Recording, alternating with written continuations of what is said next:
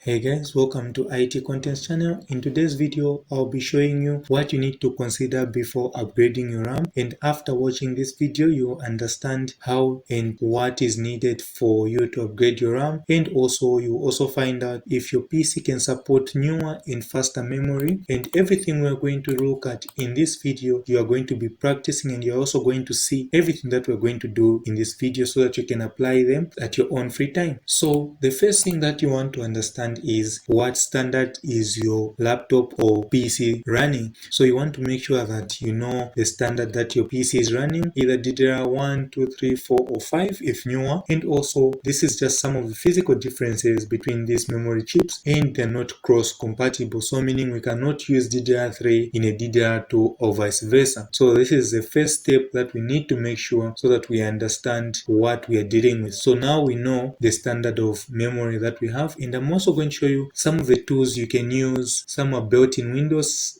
and there's also one application we're going to install, but this is just to help us identify all the parts that we need before we upgrade. So like I said again, we also need to find out how many slots our PC can support. So how many RAM slots can we fit into that PC we want to upgrade? So that's also important, because if you're using a laptop, you want to upgrade it, maybe you have a 4 GB, before you go and purchase another 4 to make it 8, first we need to find out, does it have the right slots to fit in that next module that you want to purchase? Because some of them might have only one slot, meaning if we want to upgrade that laptop, we need to buy 8 gig module instead of buying a 4, because we'll still have a 4 and it won't work for us, meaning we would have just wasted our money in purchasing the wrong thing. So I'm also going to show you how we can do this right now. So now if we open up Task Manager, so this is very easy. You can either use a shortcut, or you can go here on your taskbar, right click, then you want to click here where it says Task Manager. So when Task Manager is open, you want to click here where it says Performance, and you want to click here where it says Memory. So now you'll be able to see from here, like I said, how many slots your PC has. So as you can see, this one has 2 slots, and they're running at a speed of 2667 megahertz, as you can see right there. And this is a SODIMM, so meaning this is the smallest chip. This fits in a laptop. So for you here, it might be a full DIMM, so meaning it's a desktop RAM. So this applies in all-in-ones in the laptops. So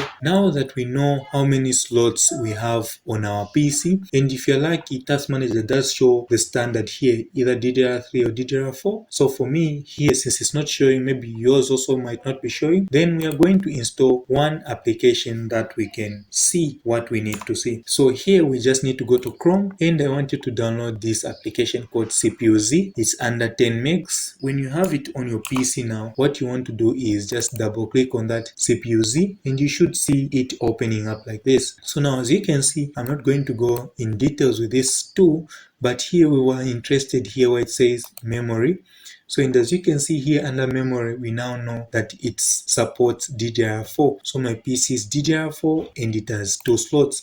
So now we've covered the most important part, which is knowing the standard, which we know now the standard is DDR4, and also we know that our PC has 2 slots. So if you're using a desktop, you might be lucky you have got 4 slots. So now you know out of the 4, like we saw with Task Manager. So if I bring back Task Manager here, you will understand here why it says 2 of 2. So yours might be 2 of 4, meaning you have 2 more slots remaining. So as you can see, if it was 1 of 2, meaning I only have 1 slot filled in and the other slot is empty. So now we know we have an empty slot if you have, and you know the standard that we have. So now the next thing that we need to identify is the speed. So now we need to identify the maximum speed, or let's say the frequency at which that RAM will run. So for example, I've got an example right here for the specs for this specific chip here, or this specific CPU. So for this CPU, as you can see, it has a maximum size, so meaning the maximum RAM size that it can support is 64 gigs, and also it supports DDR4 between that and that,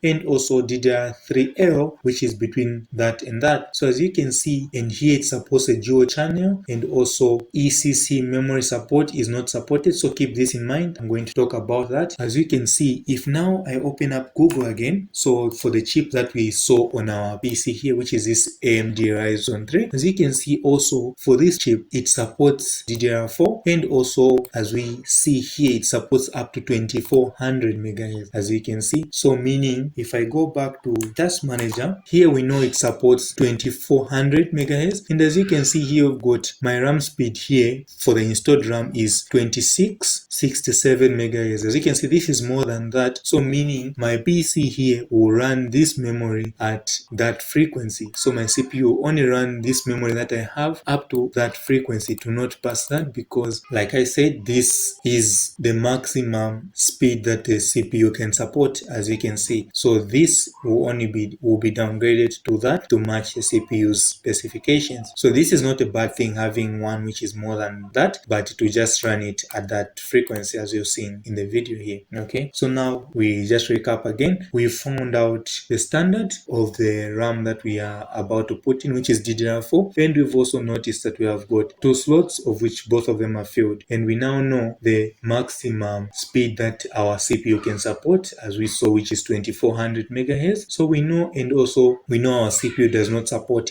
ECC, so that is error correction memory. So this is usually found in servers. So now that we know all this makes us to jump into the next section, which is we need to avoid certain RAMs. It doesn't mean because it's DDR4 then I can put it in my PC. So some memory modules have got special things like ECC, which is the same error correction memory, and some have different types of chips on them that might not be supported with your CPU or motherboard, as you can see. So as you can see, ECC usually has an extra chip. So this is if any of these chips was to fail, the other one would take in. So this is just for redundancy. So your CPU might not support that, and you might find after purchasing that type of RAM, your PC isn't booting, or the RAM is not showing up if you're not lucky, because this is not supported by your CPU and maybe your motherboard. So you want to make sure that you avoid this unless specified that your CPU supports such standards. And also, like I said, so for example, if you have different, or let's say the way we have modules already installed on the PC, so for example, maybe you might find you have got